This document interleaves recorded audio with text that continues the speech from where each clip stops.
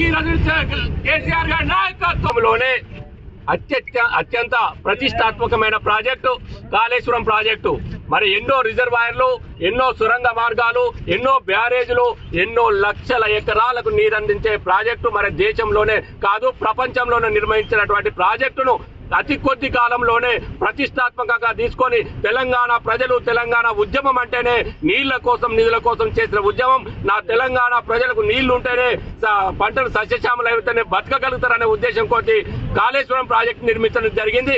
మరి కాళేశ్వరం ప్రాజెక్టులో భాగమైనటువంటి ఒక మేడిగడ్డలో 2 పిల్లర్లు కుంగిపోతేనే దాన్ని 200 కోట్లు 300 కోట్లతోనూ ఖర్చు చేసి రిపేర్ చేసేంత అవసరం ఉన్నప్పటికీ ఈ ప్రభుత్వం వచ్చినప్పటి నుంచి దాదాపు 20 నెలలుగా దాన్ని నిర్లక్ష్యం చేస్తూ ఎటువంటి రిపేర్ చేయకుండా దానికి ఎన్ని కమిషన్లు చెప్పినప్పటికీ కూడా దాన్ని రిపేర్ చేయాలని చెప్పినా కానీ రిపేర్ చేయకుండా కేవలం కేసీఆర్ గారిని టీఆర్ఎస్ ప్రభుత్వాన్ని బదనాం చేయాలనే ఉద్దేశం కొద్దీ ఈ కాంగ్రెస్ ప్రభుత్వం దేశంలో ఉన్న బీజేపీ ప్రభుత్వం 2 కలిసి ఒక కపట నాటకం ఆడుతున్నాయి. ఇవాళ సిబిఐ ఎంక్వైరీ అంటున్నారు.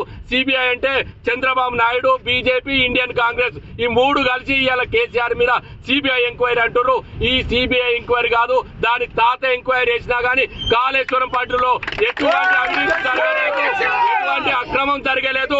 తెలంగాణ ప్రజలకు నీళ్లు ఇవ్వడానికి, తాగునీరు ఇవ్వడానికి, సాగునీరు ఇవ్వడానికి ఎన్నో ప్రతిష్టాత్మకంగా తీసుకున్నట్టు కాళేశ్వరం ప్రాజెక్టు మీరు ఇచ్చిన పీసీ ఘోష్ కమిషన్, ఈ పీసీ ఘోష్ కమిషన్ లో ఎటువంటి న్యాయం లేదు, పస లేదు. అది ఎటువంటి ఎల్లది దాంతో ఏం కాదు అని తెలిసి ఇవాళ రేవంత్ రెడ్డి తన చేతులు కడుక్కోవడానికి, చేతులు దులుపుకోవడానికి సిబిఐ చేతిలో పెట్టి అదేదో చేసినట్టు నాటకాలు ఆడుతుండో.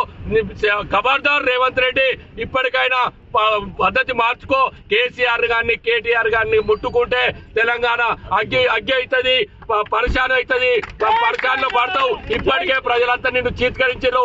ఒక పక్క యూరియా కొరత, ఒక పక్క ప్రజలు నిరంతరం ఇబ్బందులు పడుతుంటే నువ్వు ఇవాళ ఏదో ఒకటి స్థానిక ఎన్నికలు ఉన్నాయి, స్థానిక ఎన్నికల్లో లబ్ధి పొందాలనే ఉద్దేశం కొద్దీ ఈ రోజు కేసీఆర్ ను బదనాం చేయాలని, టీఆర్ఎస్ ను బదనాం చేయాలని ఇవాళ సిబిఐ ఎంక్వైరీ అంటున్నావు. ఈ సిబిఐ గారు సిబిఐ కంటే ఇంకే ఎంక్వైరీ చేసినా కానీ కేసీఆర్ కడిగిన ముచ్చల్లాగా బయటపడతారు. నాయకత్వంలో మేమంతా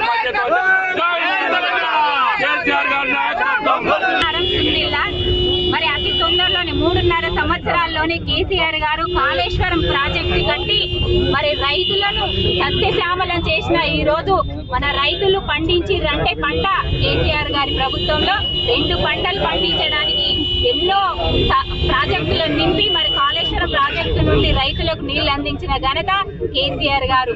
మరి కేసీఆర్ గారి మీద 2 పిల్లర్లు ఉడిగితే మరి ఇది అవినీతి జరిగిందని కేసీఆర్ మీద అబండనలు వేయడానికి ఈరోజు రేవంత్ రెడ్డి సర్కారు, మరి రేవంత్ రెడ్డి గారు మాట్లాడడము ఏమాత్రం మంచి పద్ధతి కాదు.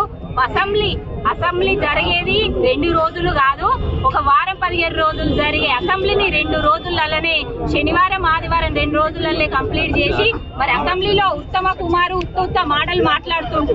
మరి ఆ ఉత్త మాటలు ఎందుకు మాట్లాడుతుండో, నిజస్వరూపం ఏందో మరి కేసీఆర్ గారి మీద మరి సిబిఐ ఎంక్వైరీ చేయాలని మరి ఈ రోజు వేయడం జరుగుతుంది. సిబిఐ ఎంక్వైరీ కాదు, ఏ ఎంక్వైరీ చేసినా కేసీఆర్ గారు కడిగిన ముత్యం లాగా మళ్ళీ తెలంగాణ రాష్ట్రానికి సీఎం అవుతారని మేము